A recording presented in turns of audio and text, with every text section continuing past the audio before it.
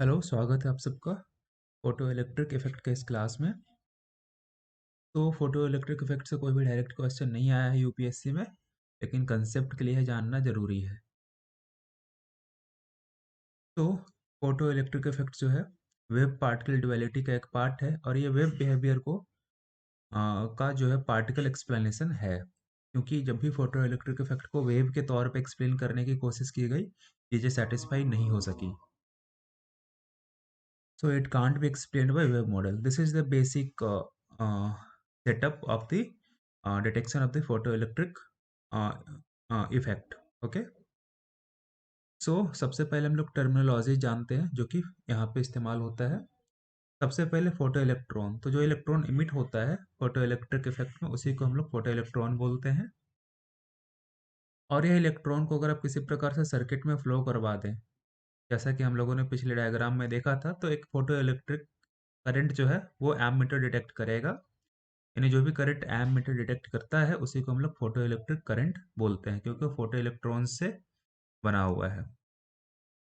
Work function, यह एक minimum energy है जो कि रिक्वायर्ड होता है कि उतने का लाइट जो है होना ही चाहिए, उतनी एनर्जी का, तभी इलेक्ट्रॉन जो है मेटल से इजेक्ट होंगे। इसी को हम लोग वर्क फंक्शन बोलते हैं। यह मेटल का एक कैरेक्टरिस्टिक होता है, यानी कि सीजियम का अलग होगा तो सोडियम का अलग होगा। अलग अलग मेटल का अलग अलग वर्क फंक्शन होता है। कम से कम उतने एनर्जी का लाइट रे फॉल करना चाहिए, तभी जो है इलेक्ट्रॉन जो है इजेक्ट होगा। सैचुरेशन करंट क्या होता है? तो ये फोटो इलेक्ट्रिक करंट का एक मैक्सिमम वैल्यू होता है। और स्टॉपिंग पोटेंशियल क्या होता है? वह पोटेंशियल, जैसे कि आप लोगों ने देखा होगा कि ये डिस्चार्ज ट्यूब है, एक पे लाइट फॉल कर रही है, इसको हम लोगों ने इस प्रकार से बैटरी से कनेक्ट कर रखा है। ये और this is negative, sorry this is positive and this is negative, और इस पे लाइट फॉल कर रही है, तो ऐसे इलेक्ट्रॉन्स इजेक्ट होकर जा रहे हैं। तो ऑब्वियस ये बात है कि this is also negative and electrons are also negative, so they will repel each other.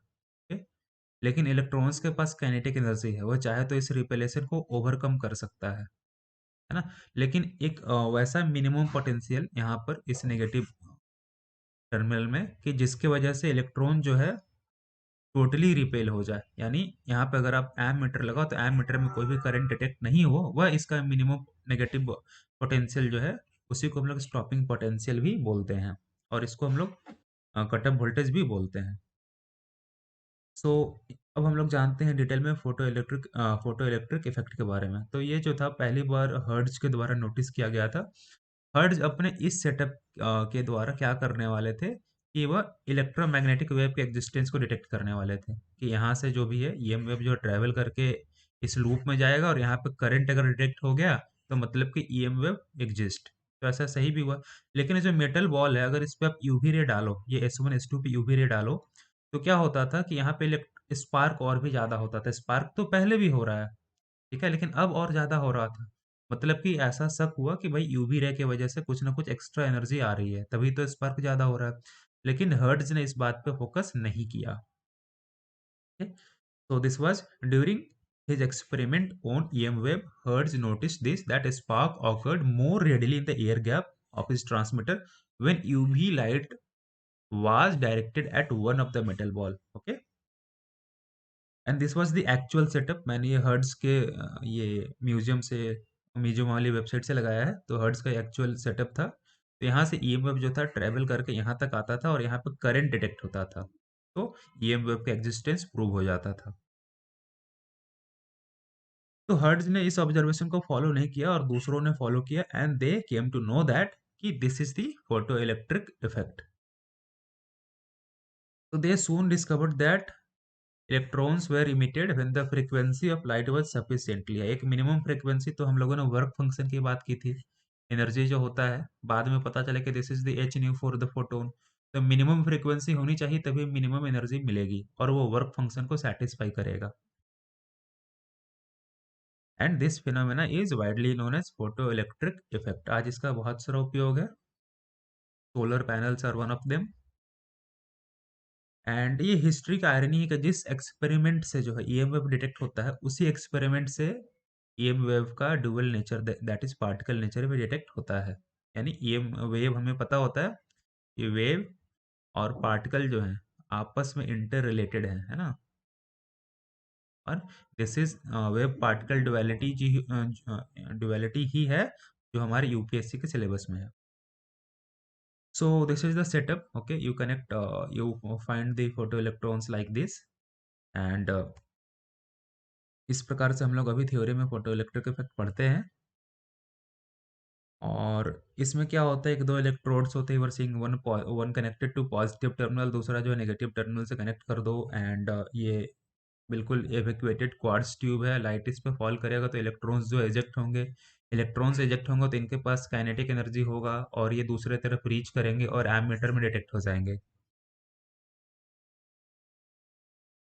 तो लेकिन अगर इसका आप नेगेटिव पोलैरिटी वोल्टेज अगर बढ़ाने लगो तो क्या होगा, रिपेलेशन बढ़ने लगेगा और एक ऐसा समय आएगा कि वोल्टेज इतना हो जाएगा नेगेटिव टर्मिनल के पास कि ये रिपेल करने लगेगा।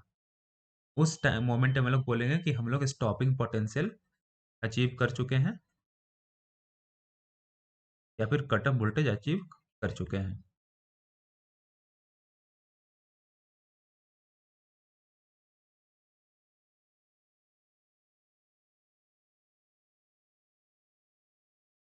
तो वही बात है कि स्लोअर, यानी स्लोअर का मतलब जिनके पास काइनेटिक एनर्जी कम है वो ये यहाँ पे पहुंचने से पहले ही जो है रिपेल हो जाते हैं, कैथोड से पहुंचने से पहले ही।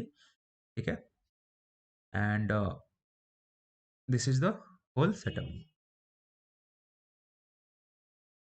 और ये जो स्टॉपिंग पोटेंशियल है यही मैक्सिमम काइनेटिक एनर्जी भी इलेक्ट्रॉन का है, क्योंकि this is the formula K E max, E times V is here stopping potential. Stopping potential जब भी लगा दो तो एक इलेक्ट्रॉन का जो मैक्सिमम काइनेटिक एनर्जी उतना ही होगा। और ये सब क्लास 12 की चीज़ें हैं। तो आप चाहें तो क्लास 12 के मॉड्यूल से भी जाकर पढ़ सकते हैं।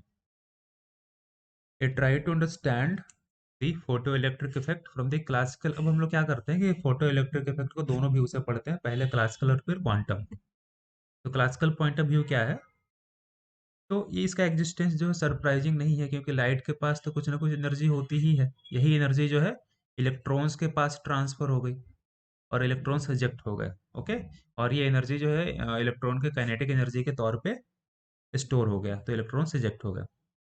ठीक है, लेकिन but there are three major features of photo electric effect जो कि एक्सप्लेन नहीं हो सकता है इस क्लासिकल पॉइंट ऑफ व्यू से। क्या क्या है वो देखते हैं। सबसे पहले तो within the limits of experimental accuracy there is no time interval, यानी जैसे ही लाइट आ रहा ना मेटल पे वैसे ही फोटो इलेक्ट्रॉन इजेक्ट हो जा रहा। ठीक है, तो ये कोई भी टाइम लैग वहां पे नहीं था। लेकिन अगर आप क्लासिकल पॉइंट ऑफ व्यू देखो तो वहाँ पर टाइम लैग होना चाहिए। क्यों होना चाहिए, तो एनर्जी जो होता है, अगर ईएम वेव हम इसको माने, लाइट को ईएम वेव अगर मान के चले, तो एनर्जी जो है वेव फ्रंट्स में स्प्रेडेड होगा, है ना, एक जगह होगा नहीं। और पूरा का पूरा एनर्जी जो है स्टोर होने में समय लगेगा। तो ऐसा एक अनुमान लगाया गया, look this is the whole thing written here, ये डिटेक्टेबल फोटो इलेक्ट्रॉन करंट जो है results when 10 to the power minus 6 watt per meter square of EM energy is absorbed by sodium surface। Sodium surface के बारे में बोला जा रहा है कि पर मीटर स्क्वायर अगर 10 का पावर माइनस 6 वाट अगर एनर्जी स्टोर होती है तो फोटो इलेक्ट्रॉन का जो करंट है वो डिटेक्टेबल वे में जनरेट होता है। और एक लेयर ऑफ सोडियम एटम जो अगर आप लो जो कि 1 मीटर स्क्वायर एरिया में हो तो उसमें 10 टू द पावर 19 एटम्स होते हैं। तो if the incident light is absorbed in the uppermost atomic layer, ठीक है, so each atom receives energy at an average rate of 10 to the power minus 25 watt. Energy का rate है, what is, we know what is power, power is rate of energy.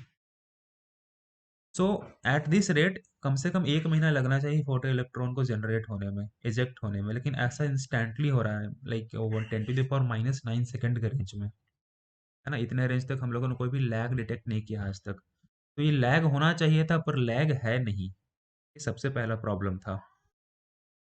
दूसरा है कि bright light yield more photo electrons than a dim one, ठीक है, of the same frequency, but electron energies remain the same. अभी पाया क्या गया कि लाइट अब कितनी भी ब्राइट कर दो, है ना, तो ऐसा नहीं कि इलेक्ट्रॉन की एनर्जी बढ़ जाएगा, बस इलेक्ट्रॉन की संख्या इंक्रीज करेंगी। पहले हो सकता था कि 2 इलेक्ट्रॉन निकल रहे हैं, अब 4 निकल जाए, है ना? तो लेकिन एनर्जी वही रह रही है। ईएम वेव थ्योरी के हिसाब से एनर्जी जो है ज़्यादा होनी चाहिए थी, ना कि उनके नंबर्स। और तीसरा है, higher the frequency of light more the energy the photo electrons have, like blue light yields in faster electrons than the red light at frequencies below a certain critical frequency, that is V naught, which is characteristic of each particular metal, no electrons are emitted। यानी frequency V not जो है, इससे नीचे का जो भी है, lower frequency वाला जो है, जो भी फोटोन्स है, वो भी कोई भी फोटो इलेक्ट्रॉन्स निकाल नहीं पाए। यानी कम से कम आपको म्यू नॉट देना ही है ना? This is corresponding to work function. Me tell you work function हम लोग, तो मिनिमम इतना आपको फ्रीक्वेंसी चाहिए, तभी मिनिमम इतना एनर्जी मिलेगा, और इसी को हम लोग क्या बोलते हैं? Work function. और ये ऑब्जर्वेशन भी जो है इलेक्ट्रोमैग्नेटिक थ्योरी एक्सप्लेन नहीं कर पाई। ओके, सो ये 3 मेन प्रॉब्लम है। सो अब जानते हैं हम क्वांटम थ्योरी ऑफ लाइट। जब भी प्लैंक ने अपना फॉर्मूला डराइव किया, वो क्वांटाइजेशन वाला, E is equal to N H nu, की एच जो भी एनर्जी जो है वो एच न्यू को क्वांटाइज्ड फॉर्म में होगी, यानी एच न्यू का फ्रैक्शन नहीं होगा। तो आइंस्टाइन जो थे पहले ऐसे व्यक्ति थे जिन्होंने ये समझा कि ये पॉस्टुलेट जो है एनर्जी क्वांटाइजेशन का कितना रेडिकल है, कितना अच्छा है। कुछ दिनों बाद क्या है कि 1905 में आइंस्टाइन रियलाइज करते हैं कि फोटो इलेक्ट्रिक इफेक्ट जो है, इसको हम लोग एक्सप्लेन कर सकते हैं अगर हम लोग लाइट को जो है वेव्स में ना समझ के ऐसा समझें कि एक स्मॉल पैकेट्स में कंसेंट्रेटेड है। ठीक है, क्योंकि लाइट अगर वेव में होगी तो 3 प्रॉब्लम्स आएंगे, लेकिन स्मॉल पैकेट से आप फोटोन, जो फोटोन वाला की नाम उन्होंने नहीं दिया था, it was given by Gilbert Lewis. So photons में अगर हम लोग इसको एक्सप्लेन करने की कोशिश करें तो फोटो इलेक्ट्रिक इफेक्ट जो है वो एक्सप्लेन हो जा रहा है। Each photon of light frequency nu has energy h nu, the same as Planck's quantum energy. Planck had thought that although energy from an electric oscillator apparently had to be given to EM wave in separate quanta h nu of h, the waves themselves behave exactly as in conventional wave theory. Einstein break with classical physics was more drastic.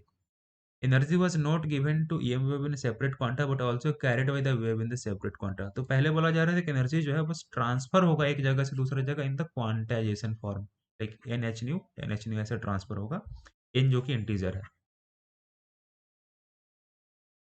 लेकिन उन्होंने बोला कि ये N H new सिर्फ transfer ही नहीं होगा, बल्कि carry भी वैसे किया जाएगा।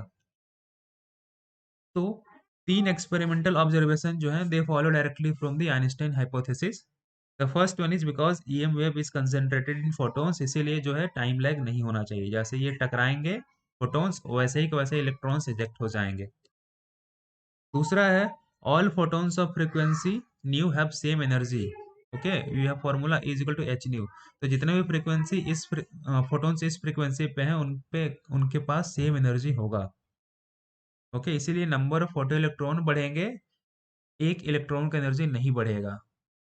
और तीसरा एक्सप्लेनेशन है कि फ्रीक्वेंसी बढ़ाएंगे आप तो फोटोन एनर्जी जो है बढ़ेगा, ठीक है, और फोटो इलेक्ट्रॉन्स के पास ज़्यादा ज़्यादा एनर्जी होगी।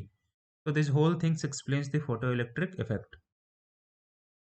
लेकिन क्रिटिकल फ्रीक्वेंसी का क्या मतलब है? तो ये मैंने बता दिया कि this is related to work function. इससे नीचे की फ्रीक्वेंसी डालेंगे आपका सफिशिएंट एनर्जी नहीं मिल पाएगा और फोटो इलेक्ट्रॉन्स जो है जनरेट नहीं हो पाएंगे। Okay, so work function is given by this and it is minimum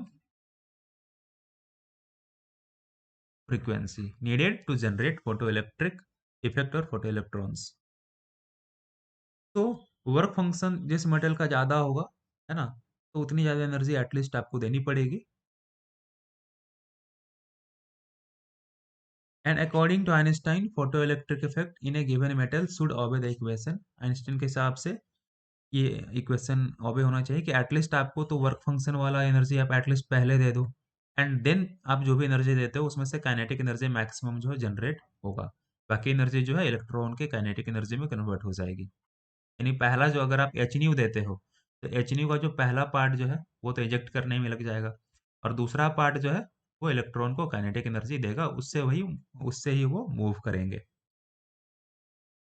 तो we know that h nu जो है फोटोन का एनर्जी है, ओके। और काइनेटिक एनर्जी मैक्सिमम जो है it is maximum photoelectron energy, okay, जो कि स्टॉपिंग पोटेंशियल के प्रोपोर्शनल होता है। K E max is proportional to the stopping potential, वह पोटेंशियल जिसके बाद जो है इलेक्ट्रॉन जो है कैथोड को नहीं छू पाएंगे और कोई भी करंट जो है सेटअप में डिटेक्ट हो ही नहीं पाएगा। सो on simple manipulation you will find that the value of kinetic energy is h nu minus h nu naught, okay. Nu naught is the minimum frequency or the frequency that corresponds to the work function. So this is the complete photoelectric effect. इससे ज़्यादा जानना नहीं है, बस concept के लिए पता होना चाहिए था. Now let us move to the next lecture.